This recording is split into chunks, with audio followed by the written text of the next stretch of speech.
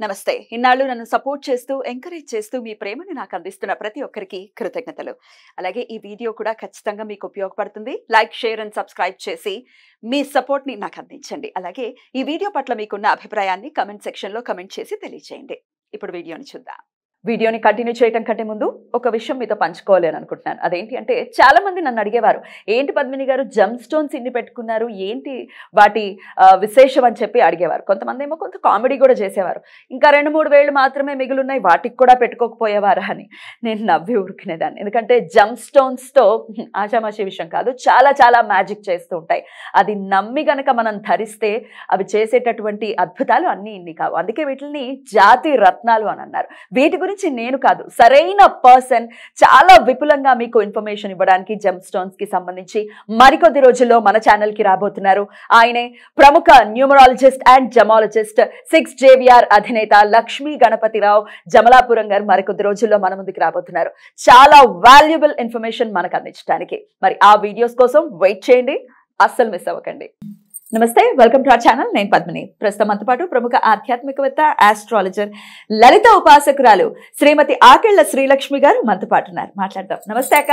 నమస్తే పద్మిని. అక్క, బాల అరిష్ట దోషాలు అనేది వింటూ ఉంటాం. జాతకంలో పుట్టిన పిల్లవాడు గానీ పిల్ల గానీ పుట్టిన వెంటనే ఒకవేళ జాతకం కనుక చూస్తే డెఫినెట్ గా చెప్తారు, ఒకవేళ అరిష్టాలు ఉంటే గనక. అసలు ఏంటి బాల అరిష్ట దోషాలు అంటే? దానికి రకరకాల క్రతువులు కూడా చెప్తారు. అందరూ ఎఫోర్ట్ చేయగలుగుతారు, కొంతమంది చేయలేకపోయే వాళ్ళు కూడా ఉంటారు కదా. మరి ఆల్టర్నేటివ్ ఖచ్చితంగా ఉంటుంది. ఆ ఆల్టర్నేటివ్ ఏంటి అనేది కూడా తెలుసుకుందాం.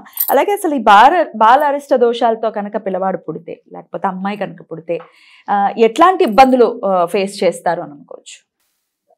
సహజంగా అంటే మనకి ఇప్పుడు బాలారిష్ట దోషాలు అంటే మనకి దాంట్లోనే ఉంది, చిన్న పిల్లలకి వచ్చే అరిష్టాలు. అంటే ఈ అరిష్టాల వల్ల మొదట ఏమవుతుంది అంటే, కొంతమంది గండాంతర నక్షత్రాల్లో కానీ మనకి గ్రహాలు అంటే ఎక్కడైతే అరిష్టం ఉంటుందో ఆ అరిష్టాలు ఉన్న ప్లేస్లో కానీ ఈ గ్రహాలు ఉంటే వీళ్ళకి బాలారిష్ట దోషం ఉంటుంది. అయితే బాలారిష్ట దోషాలు కొంతమందికి ఉన్నా కూడా అవి భంగమయ్యేవి కూడా ఉంటాయి. భంగమయ్యేటటువంటి జన్మజాతకంలో ఇదంతా కూడా మనకి జన్మజాతక కుండలిలోనే చూసుకోలేదు. పుట్టంగానే మనం ఏం చేస్తామంటే, సహజంగా పుట్టంగానే ఎవరు జాతకాన్ని చూడరు. కేవలం దేనికి చూస్తారంటే నక్షత్రం, ఏ నక్షత్రం ఏ పాదం, అది కూడా ఎందుకు చూస్తారు? పాదాలు, ఇది మేనమామకి కీడ, తల్లికి కీడ, తండ్రికి కీడ, లేదా శిశువుకే కీడ, ఇలా ఉంటాయి. దీంట్లో కొన్ని మనకి బాలారిష్ట దోషాలు ఉండే నక్షత్రాలు ఉంటాయి. సో ఇలాంటి వాటివి ఏమైనా ఉన్నాయా? శాంతి నక్షత్రాలు అంటాం మనం చెప్పడం. ఇప్పుడు ఆశ్లేష, రేవతి ఇలాంటివన్నీ కూడా మనం శాంతి నక్షత్రాలు, వీళ్ళకి పూర్ణ శాంతి చేయాలి అని మనం చెప్తాం. చేయాల్సినటువంటి నక్షత్రాలు, కంపల్సరీగా చేయాల్సిన నక్షత్రాలు. సో ఇలాంటి నక్షత్రాలు కానీ వాళ్ళు ఎవరైనా పుట్టిన అంటే ఆ పాదాలు ఒక్కోసారి ఒకటో పాదానికి రెండో పాదానికి బాగుంటుంది, మళ్ళీ మూడో పాదంలో పుట్టేటప్పటికి వాళ్ళకి దోషం ఉంటుంది. శిశువుకే దోషం ఉండొచ్చు, తల్లికే దోషం ఉండొచ్చు. ఇలాంటివన్నీ కూడా మనకి ఈ పుట్టిన శిశువు జన్మించిన వెంటనే మనకి తెలియడం అనేది జరుగుతుంది. అయితే ఇక్కడ బాలారిష్ట దోషం అనేటప్పటికి ఎలా ఉంటుందంటే, పిల్లవాడికి ఆయుర్దాయం మీద కొద్దిగా ఇబ్బంది. ఓకే, ఎన్నాళ్ళ పాటు ఉంటుంది అసలు ఈ మామూలుగా బాలారిష్ట దోషం అంటే మనకి 5 ఏళ్ళ వరకు చూడడం అనేది జరుగుతుంది. దాని తర్వాత అంటే భంగమయ్యే ఛాన్సులు ఉంటే అంటే అయిపోతుంది. అంటే ఇప్పుడు కొన్ని గ్రహాల యొక్క అంటే ఆ పుట్టిన జాతకస్తుడి జాతకం చూస్తే వాడికి ఏమైనా శుభగ్రహాల దృష్టి ఏమైనా ఉందా, లేదా చంద్రుడు బలంగా ఉన్నాడా, ఇలాంటివి కానీ మనం చూసుకుంటే దాని ప్రకారంగా అది భంగం అవుతుందా, అయితే వీళ్ళు పూర్ణ శాంతి చేయించుకోవాలా, అసలు శిశువు ఎన్నాళ్ళు జన్మించడం ఈ యొక్క అరిష్టం నుంచి అతను బయటపడగలడా లేదా అన్నది మనకి తెలుస్తుంది. ఇప్పుడు కొంతమంది చూడండి, పుట్టిన వెంటనే పోతారు, కొంతమంది 2.5 సంవత్సరాల వరకు ఉంటారు, కొంతమంది 4 ఏళ్ళ వరకు ఉంటారు, కొంతమంది పాపం ఒక 10th ఇంటర్మీడియట్ అయిపోయి అంటే ఇంకా వాళ్ళకి దోషం అలాగే కంటిన్యూ అవుతుంది. అంటే నక్షత్ర శాంతి ఎప్పుడైతే మనం పుట్టినప్పుడు చేయించుకుంటామో దాని నివారణ అనేది తగ్గుతుంది. అంటే కొంత అల్పాయుర్దాయంతో పుట్టే వాళ్ళు ఉంటారు కొంతమంది, అది కూడా కొంత చాలా తక్కువ టైంలో పిల్లలు వెళ్ళిపోవడం అనేది జరుగుతుంది. ఆస్ట్రాలజికల్ గా చెప్పండి, ఏ గ్రహాలు ఎక్కడ? ఎగ్జాంపుల్ కి మామూలుగా ఇప్పుడు చంద్రుడు అష్టమంలో ఉన్న, గురువు గాని మనకి 3లో అంటే తృతీయ స్థానంలో ఉన్న, ఇలాంటి అంటే కొంతమంది ఏంటంటే గురుబలం ఉంటే సరిపోతుంది అని వీళ్ళు అనుకుంటారు.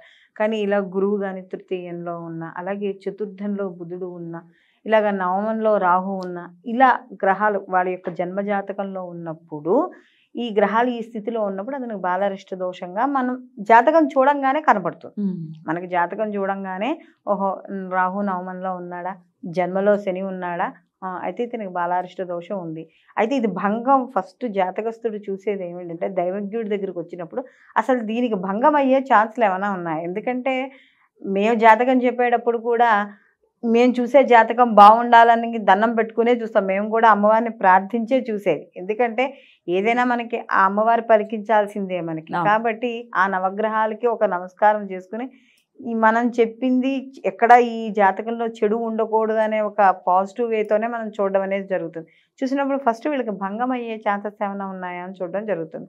దాని తర్వాత ఒకవేళ కాలేదు అనుకున్నప్పుడు దానికి ఆల్టర్నేటివ్స్, దానికి సంబంధించిన శాంతులు, వాటికి సంబంధించిన జపాలు, హోమాలు చేయించుకోవడం అనేది జరుగుతుంది. ఇలా చేయించుకోలేని వాళ్ళ పరిస్థితి ఏంటి? వాళ్ళకి ఏంటి ఆల్టర్నేటివ్? అంటే వాళ్ళకి ఆర్థికంగా ఇబ్బంది ఉండొచ్చు, ఇంత పెట్టలేమండి, కొంచెం ఎక్కువే అయ్యే పరిస్థితులు ఉంటాయి శాంతులు ఈ రోజుల్లో ఇంకా ఎక్కువ. ఏంటి ఆల్టర్నేటివ్?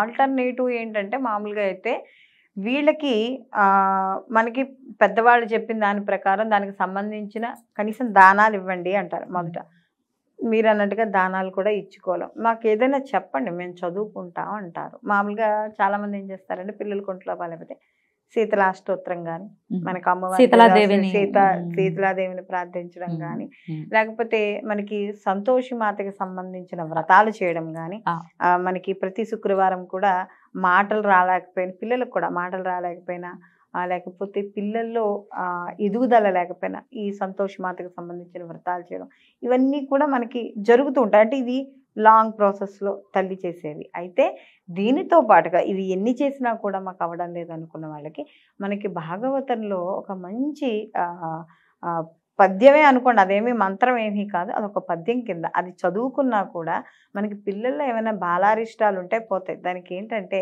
మనకి కృష్ణ పరమాత్ముడు ఇక్కడ పుట్టిన తర్వాత ఈ తీసుకెళ్ళి యమున దాటి ఆయన యశోదాదేవి దగ్గర ఉంచడం జరుగుతుంది. అయితే వీళ్ళకి మాయ కమ్మి ఉంటుంది కదా, కృష్ణుడు పుట్టినప్పుడు ఎవరికి తెలియదు కదా. ఎప్పుడైతే అక్కడ వసుదేవుడు ఆయన్ని నందవర్జంలో వదిలేశాడో, ఎప్పుడైతే కృష్ణ పరమాత్ముడు జన్మించాడో నందుని దగ్గరికి ఇంటి దగ్గరికి గర్గుడు వస్తాడు. అందుకనే అంటారు ఊరికనే రారు మహాత్ములు అని. అప్పుడు గర్గుడు వచ్చిన తర్వాత అంటాడు, అప్పుడు గర్గుడు ఈ యొక్క శ్లోకాన్ని చదవడం అనేది జరుగుతుంది. ఇప్పుడు నేను చెప్పే శ్లోకం నేను చెప్తాను, అది ప్రతిరోజు ప్రతి స్త్రీ కూడా తన తల్లి కావచ్చు, మనవల కోసం కావచ్చు, అమ్మమ్మలు కావచ్చు, నాయనమ్మలు కావచ్చు, అమ్మలు కావచ్చు, ఎవరైనా సరే పిల్లల్లో బాలారిష్ట దోషాలు ఉండి మేము ఆ పిల్లలకి ఏం చేసుకోలేకపోతున్నాం. అయితే ఇక్కడ బాలారిష్ట దోషాల వల్ల ఎటువంటి ఫలితాలు కూడా ఉంటాయనేది మనం చెప్పుకోవచ్చు. పిల్లల్లో చదువు సరిగ్గా రాకపోవడం, మందత్వం ఉండడం, మూర్ఖత్వం, విపరీతమైన పిచ్చి కోపం, కొంతమంది పిల్లలు తల్లి మీదే విసిరేసి వెళ్ళిపోతూ ఉంటారు. అసలు ఆ చేష్టలకి మనకి కోపం వస్తూ ఉంటుంది. అసలు ఆ చేష్టలు ఏంటో కూడా మనకి తెలియదు అనమాట. అలాగే ఆ యొక్క దోషం కానీ కంటిన్యూ అయితే పిల్లల్లో సరైన చదువు కానీ, ఉద్యోగం కానీ, స్థిరత్వం కానీ లేకపోవడం, ఇవన్నీ కూడా కొన్ని పెద్ద అయిన తర్వాత కూడా కొన్ని కంటిన్యూ అవుతూ ఉంటాయి. అలాగా మ్యారేజెస్లో కావచ్చు, ఏవైనా. అంటే బాలారిష్ట దోషాలు అంటే అక్కడ శిశువు మరణించిపోవాలని ఏమీ లేదు, ఆ దోషము జీవితాంతం కంటిన్యూ అయ్యే ఛాన్సెస్ కూడా మనకి ఆ యొక్క దోష అలా ట్రాన్స్ఫర్ అవుతూ ఉంటుంది అనమాట. దానివల్ల ఇంట్లో వాళ్ళందరూ ఇబ్బంది పడడం జరుగుతుంది. కాబట్టి ఇలాంటివి చేయడం వల్ల కొంతమంది చూడండి అంగవైకల్యము అని అన్నగాని కొద్దిగా మానసికంగా ఇబ్బంది పడుతూ ఉంటారు. ఇలాంటి వాళ్ళందరికీ కూడా ఈ శ్లోకాన్ని కానీ చదువుకుంటే పిల్లల్లో మంచి మార్పు రావడం ఉంటుంది. ప్రతిరోజు ఇన్ని రోజులు అని ఎవరు అడగద్దు దయచేసి. ప్రతిరోజు కూడా ఎవరైతే తమ పిల్లలు ఈ మానసికంగా కానీ, శారీరకంగా కానీ, గ్రహదోషాల వల్ల కానీ ఇబ్బంది పడుతున్న వాళ్ళు ఉన్నారో ఆ తల్లి ప్రతిరోజు రోజుకి 11 సార్లు చదువుకుంటే చాలు. రైట్. ఇంతకీ ఏంటక్క ఆ శ్లోకం? ఆ శ్లోకం ఒక్కసారి చదువుకుందాం. తస్మాత్ నందాత్మజః ఆయం తే నారాయణో సమో గుణైః శ్రియా కీర్త్య అనుభావేన గోపయత్వ సమాహిత. ఈ యొక్క పద్యాన్ని కానీ, ఇది పద్యం అనుకోండి, ఏదైనా భాగవతంలో మనకు ఒక శ్లోకం లాంటిది. దీన్ని ప్రతిరోజు కూడా ఎవరైతే కర్పూరం దొరుకుతుంది కదా, పచ్చకర్పూరంతో ప్రతిరోజు ఈ శ్లోకాన్ని చదివేటప్పుడు మాత్రం తప్పకుండా హారతి ఇవ్వండి. రైట్. ఇలా చేయడం వల్ల ఎవరైతే బాలారిష్ట దోషాలతో ఇబ్బంది పడుతున్నారో వాళ్ళందరికీ కూడా ఉపశమనం కలగడం అనేది జరుగుతుంది. రైట్ అక్క, చాలా చక్కగా వివరించారు అక్క. Thank you so much. నమస్తే. నమస్తే.